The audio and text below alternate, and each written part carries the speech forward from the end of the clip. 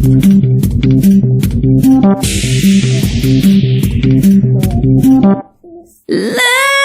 get it started in here. You take all these different shapes and you put your carved pumpkin over a light And the bass keeps running and running and running and running and running and running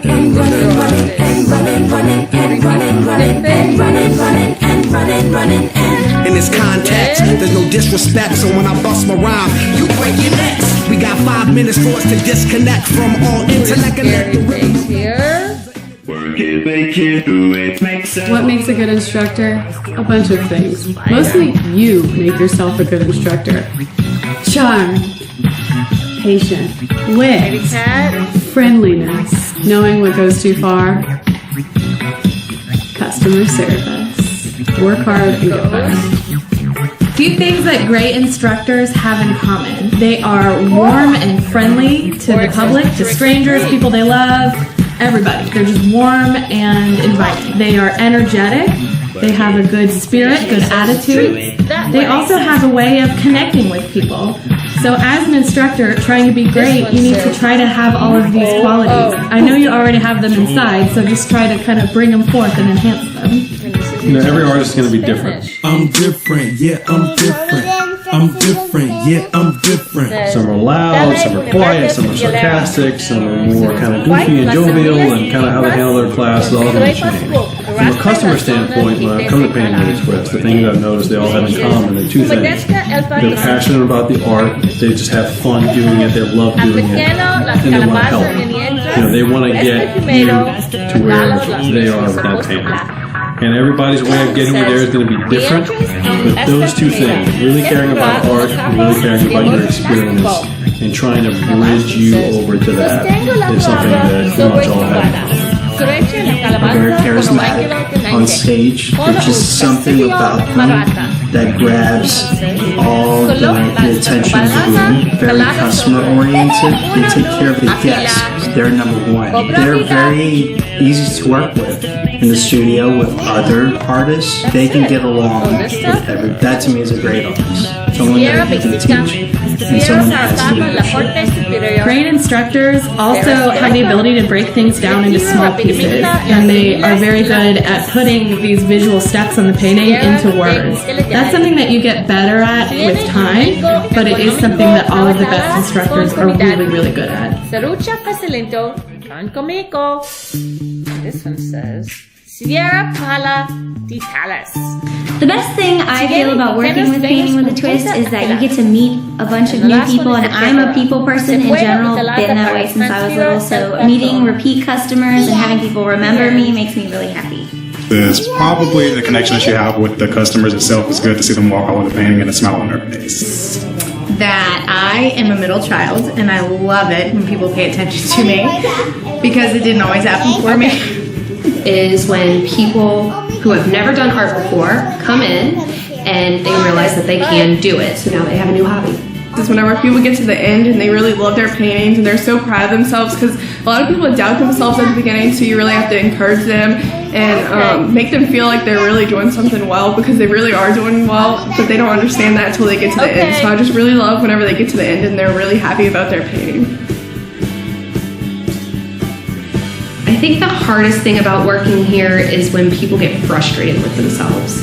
They really believe that they can't do it, so you have to nudge them along until they have the confidence to. The hardest thing about working at the studio is people who take themselves too seriously. I just don't know what to do with them, because if I was going to a class and something I had never done before, I would have way lower expectations than sometimes they have. So the hardest part is getting people to just kind of chill out a little bit and enjoy the experience and not worry so much about their painting.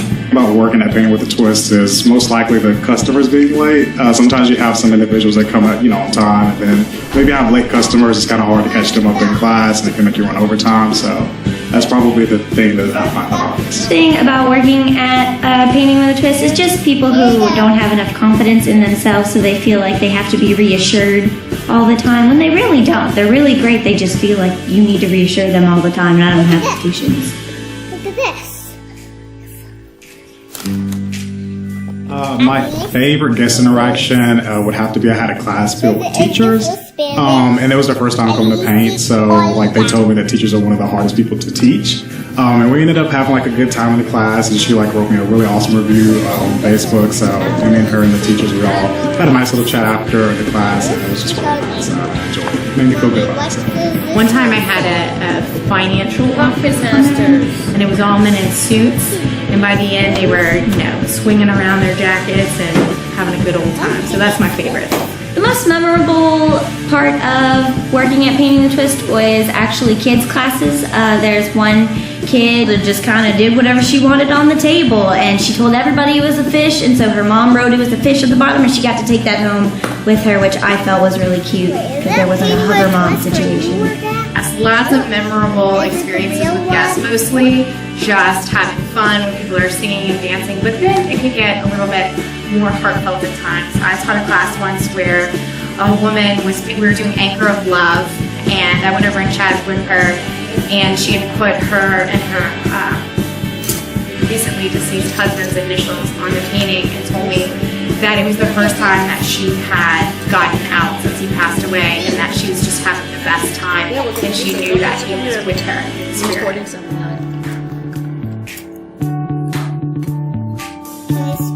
Of a quiet group is trying to like ask general questions just to get someone to talk and socialize with each other. Another thing is to actually play the music a little bit louder and ask if anyone likes it, if they're okay with it. Usually if you get like a lot of heads nodding and people that agree with it, they start to talk more and start to relax a little bit more. So. It can be challenging, so to pump them up, there's lots of things you can do. I think music is really helpful. That go-to sing-along that everybody knows, get that to come on, pump it up, encourage a sing-along. And then if it's a smaller group, I think a lot of one-on-one conversation can get people talking to each other and make it not so much the attention on you, but if you can get everyone else talking, I think that works really well too. To pump up a really serious class, I usually start dancing on stage, and it makes them laugh a little bit and realize that it's not like a structured class thing to do, and that they can actually talk to each other, and it really helps them calm down when I make a fool of myself. To handling a wild group, I will start off by saying that typically I think the challenge is more to get quiet people to be a little bit more wild, so I think that that's more of an issue.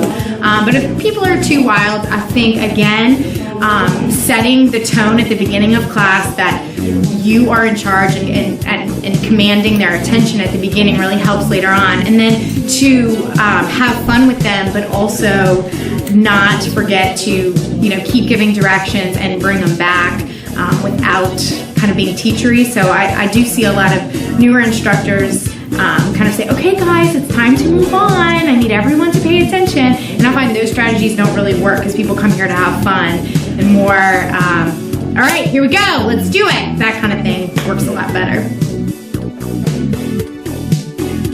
Calming down a stressed out guest, the best thing to do is just try to come at them and comfort them a little bit, let them know that it's not going to be perfect, because as artists up there, we don't make the same exact painting, so it's not going to be perfect for everyone. So as long as you let them know that and just let them know, take a step back, look at your painting, breathe a little bit, they should be okay with that. If they're painting, I think there's a couple of things you can do. Number one, not take it personally and realize that it's possible that they're saying that, but they're not really thinking it, or when they get home that night they may actually like it, so not to kind of freak out about it. The second thing that's really effective is to give specific compliments. So instead of saying, you're doing awesome, that looks great, good job, things that kind of don't really come across as authentic.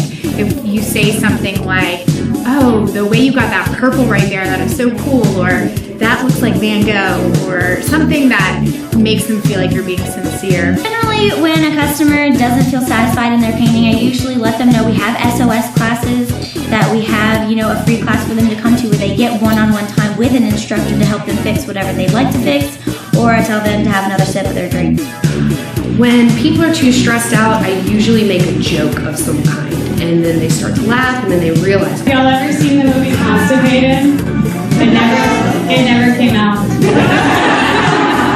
That was a goof joke. Or mistake happens, so I'll make a mistake on purpose and show them how I fix it so so that they just breathe through it. Stressed out guests are the norm, because I am stressed out when I go to a place to do something that I'm not good at. And I try to do what makes me less stressed in those situations. So if someone welcomes me and tells me I'm supposed to be there and hands me an apron and tells me where to sit, automatically the stress, I think, will go away. So I think it happens before the class starts. You can make someone feel less stressed. And then when you get on the stage, or when I get on the stage, I emphasize the spirit of what we're doing, the fun part of it, over the materials we're using and the techniques, to put them at ease and make them realize that this is a party, this is an experience, this is not something that's going to be really, really serious and be really rigid, and it has to look perfect by the end. And I think just letting people know that and being friendly and warm and chatting with them will automatically take a lot of that stress away. When someone dislikes their painting, I like to show them a fine artist. For example, I had a little boy, he painted a vase with flowers, and he was so upset that it didn't come out just like mine. So instead, I wrote down Matisse, I wrote down Van Gogh, and a third one that I cannot remember, and I told him to look them up online, that his painting was more like theirs, and it's okay to be more like theirs, and that sent him home happy. My favorite paintings are the ones that are loose, kind of impressionistic, because I think that people, this is fun, this dabbing thing, and I think that people enjoy that. So I like doing those kind of paintings where if it's a little different, it looks cool versus looking awful if it gets off a little.